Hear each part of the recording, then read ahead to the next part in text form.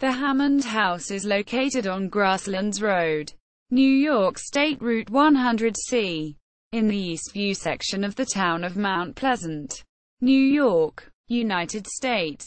It is a wooden building whose oldest part dates to the 1720s, with latter additions during the 19th century. In 1980 it was added to the National Register of Historic Places. It is one of the oldest houses in Westchester County, and one of only two remaining tenant houses from the Philipsburg Manor. It also has a rich Revolutionary War history. Col. James Hammond, son of the original owner, commanded the Patriot Westchester Militia.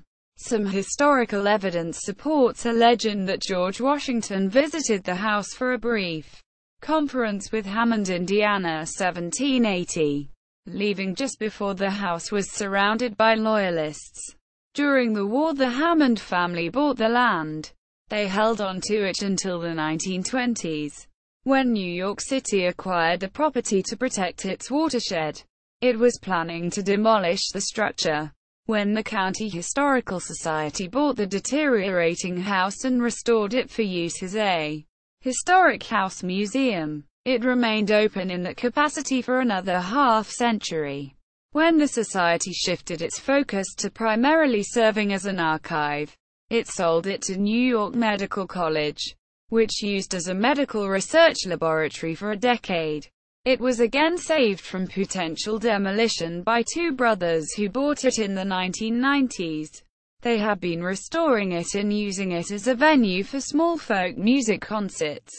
Building. The house occupies a 1-acre, 4,000 square meters, lot on the east corner of a short, unnamed dead-end street that runs off grasslands from the north, roughly midway between Sawmill River Road, New York State Route 9A, and the Sprain Brook Parkway in the Eastview section of the town of Mount Pleasant.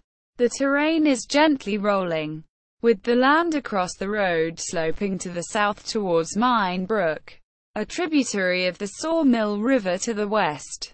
While the area is open and clear, there are no other residences nearby, with most development taking the form of large building complexes. New York Medical College and Westchester Medical Center are to the north, across open space where new construction has gone up recent years. Across the road to the south is a large wooded area, with office parks beyond. Big box retailers and associated strip malls are located along Sawmill. A line of trees along the road and a wooden fence on the other bound set off the lot, with the street serving as a driveway. The house itself is in 3 sections.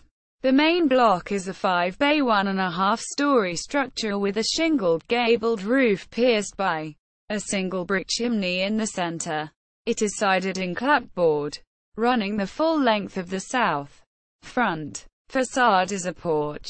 The overhanging roof eave is supported by 6 square wooden pillars. The main entrance, a paneled and glazed wooden door, is located the center. It has wrought iron hardware and a glazed transom above. All the windows on the first-story front and sides are 12/8 double-hung sash flanked by wooden shutters. Those on the west facade are original to the house. The attic windows are 6/6 double-hung sash without shutters. On the north side, where fenestration is less regular, 2 shed-roof dormer windows pierce the roof on the west side. The 2-bay west wing was built separately elsewhere, moved and later attached to the main block. Its roof is similarly gabled, but in a salt box style, lower in the north and the south. Like the main block, the roof and sides are clapboard and shingled respectively. However, a large section of the west wall is bricked in where the fireplace was, and the chimney is at the end, reflecting that alteration as well. A small shed-roofed porch supported by a single square wooden pillar shelters the house's secondary entrance, protected also by a modern screen door. The other front bay has a 12/8 double-hung sash window like those on the main block. On the west elevation is one 6/6 double-hung sash north of the bricking. and 2 6-light casement windows at the attic level, which does not rise as high as the main block. The east wing is a 2-story, 2-bay addition. It has the same exterior treatment and gabled roof as the main block and west wing. The roof's slope is slightly gentler than the main block, and like the west wing, its chimney is on the end. The first-story windows are 6/6. The upper story has the same 6-light casement seen on the west wing. Inside, the main front entrance opens into a small front hall. On the west is the original parlor, with its original fireplace. Opposite is the original kitchen, a large bedroom, with a fireplace, and several smaller rooms adjoin the kitchen. From the parlor is the western addition, now the kitchen wing, with 2 antechambers on its kitchen. It, too, has a fireplace. The rooms all have their original wide-board flooring. All rooms have plaster walls, except for 2 in the parlor, which are wood. Some of the original wooden doors remain as well. A main staircase in the rear and a secondary one in the kitchen lead up to the unfinished attics. There is no basement. History. After 2 relatively stable centuries, the house's more recent history has seen more periods of uncertainty. 1719 to 1860. Construction and expansion. Bermuda-born William Hammond came to the colonial province of New York in the early years of the 18th century. He eventually earned enough to lease 200 acres, 81 hectares, of farmland on the Philipsburg Manor, the colonial land grant that took up what is today most of eastern Westchester County. He began building a house there in 1719, now the main block of the existing building, and finished it the following year. The house is architecturally noteworthy for several reasons. First, its full-length front porch under the overhanging roof is similar to that on the Elijah Miller House, also listed on the National Register, in nearby North White Plains, built a few years later. Second, Hammond built the house without a basement and with its structural beams dovetailing with each other, so that the house could easily be dismantled, moved and reassembled in another location if he lost his lease. It has been described as an early version of a mobile home. Third, of the approximately 200 homes known to have been built by tenant farmers on the manor, it is one of only 2 that have survived. Hammond would never need to move. He became a fixture of the community, serving as captain of the local militia from 1755 on. He also became an elder of the Old Dutch Church of Sleepy Hollow, the oldest church in New York and today a National Historic Landmark. Upon William's death in 1762, his eldest son, James, inherited the house and leasehold.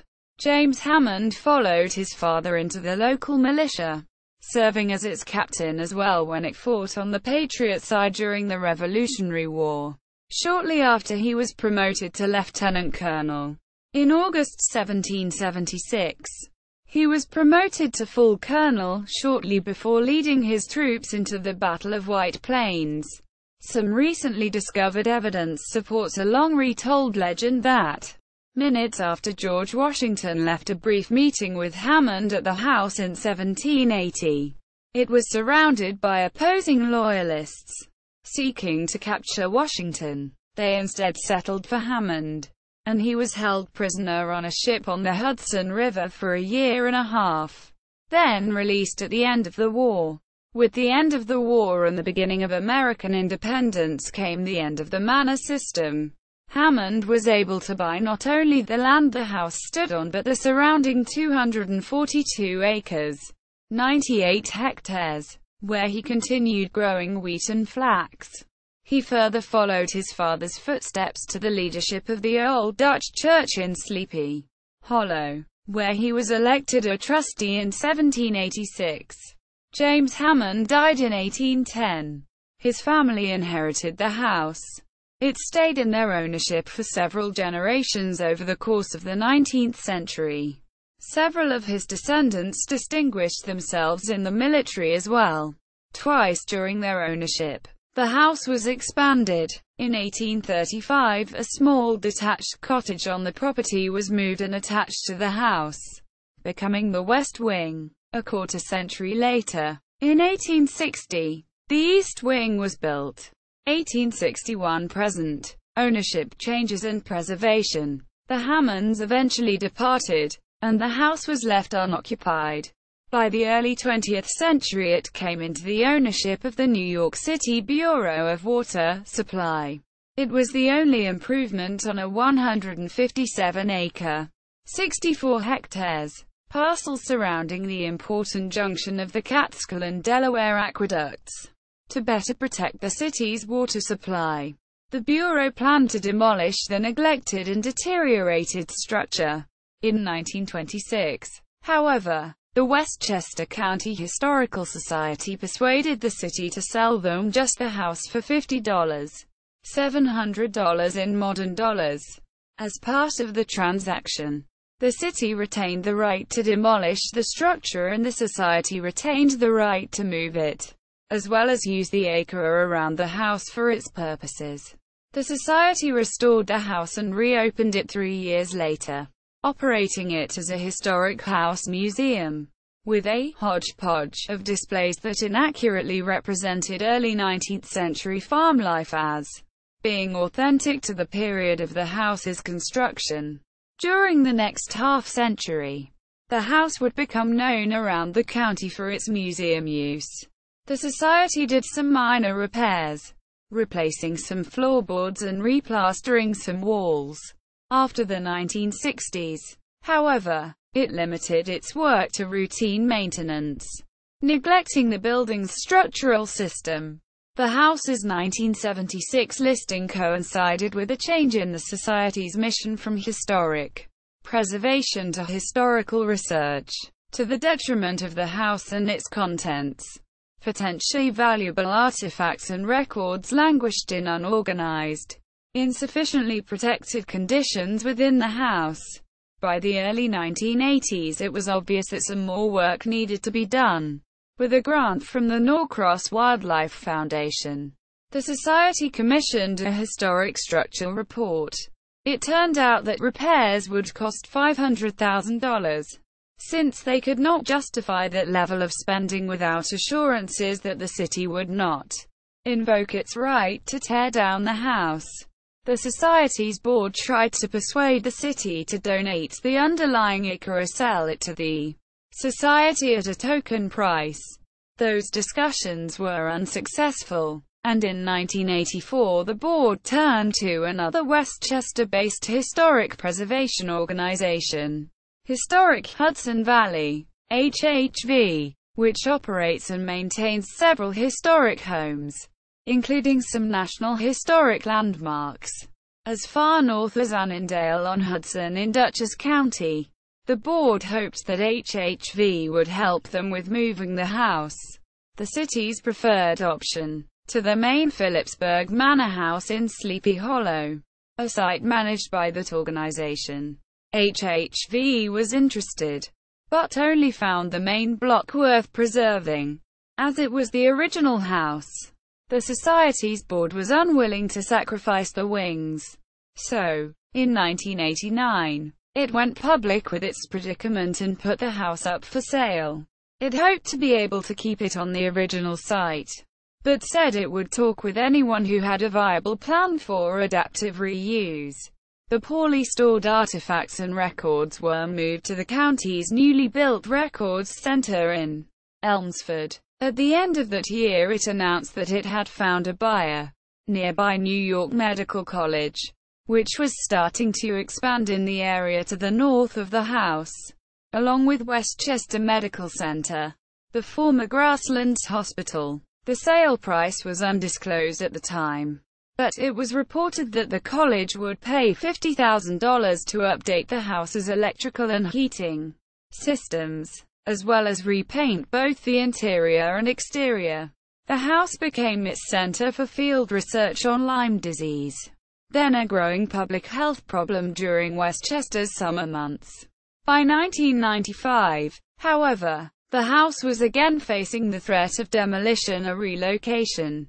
Antiques dealer Frederick Rock and his younger brother Michael were able to put together the money to buy it, and spent several years fixing it up so he could live there.